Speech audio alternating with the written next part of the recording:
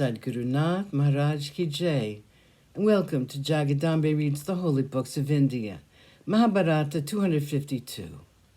As you may remember, Brihanala was held back. The Prince Uttara Kumara entered the hall. He was embraced warmly by his father. Uttara Kumara looked beyond him and saw the face of Yudhishthira, covered with blood. His heart stopped beating. He was horrified at the sight. He said, "Who has done this cowardly act towards the noblest of men? Who has been indiscreet enough to tread on this tail of a cobra? Who has committed this dastardly crime?" The king smiled and said, "I hit him with the dice. He annoyed me by praising your charioteer and belittling your prowess. So I hit him." The prince said, "Father, you don't know what you've done. Please ask his pardon. No, his forgiveness. Immediately. Please do not invite the curse of God on yourself." The king was puzzled by the words of his son. His anger against Yudhishthira, however, had vanished as soon as he saw his son. He went to Yudhishthira and asked him to pardon him. The blood had now stopped flowing, thanks to the efforts of Draupadi. Yudhishthira said, "I was not angry with you at all. I was worried about your welfare. I did not want this blood of mine to fall on the ground. If it had, you would have been killed at once. But I have averted the calamity. Nothing can happen now." The king could not make out any of the words of all of them. Brihanala entered the hall. The king was praising the prowess of his son.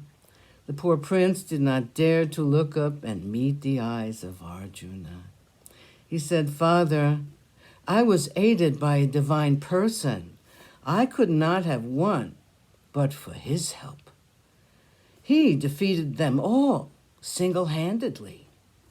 Uttara Kumara related to him all that had happened on the battlefield, without mentioning the name of Arjuna. He spoke about his valor. The king was amazed to hear about this divine being. He said, "I want to meet this person. I must thank him. I'll give him all that I have. I'll give him my daughter. Bring him to me." Uttara Kumara said, "He vanished from my sight. He may appear tomorrow or the day after." The king thanked Brihanala for having driven the chariot of his son. Arjuna left his presence and went to the apartments of the princess. He gave her the silks and jewels which he had brought for her. All the while, Arjuna was intrigued by the behavior of Yudhishthira. When Uttara Kumara was relating to Virata the events that took place on the battlefield, Arjuna had tried to see how Yudhishthira would take it. He tried to catch his eye, but the eldest Pandava had been keeping his face averted. He would not turn his face in the direction of Arjuna. This was causing him a lot of unhappiness. Arjuna thought of winning a smile of sly mischief from his brother. He could not rest until he knew the real reason for his behavior. Arjuna went to see Bhima and asked him, "Why is Yudhishthira different? He does not look at me with affection as he used to. Is he angry with me because I fought with the Kauravas?"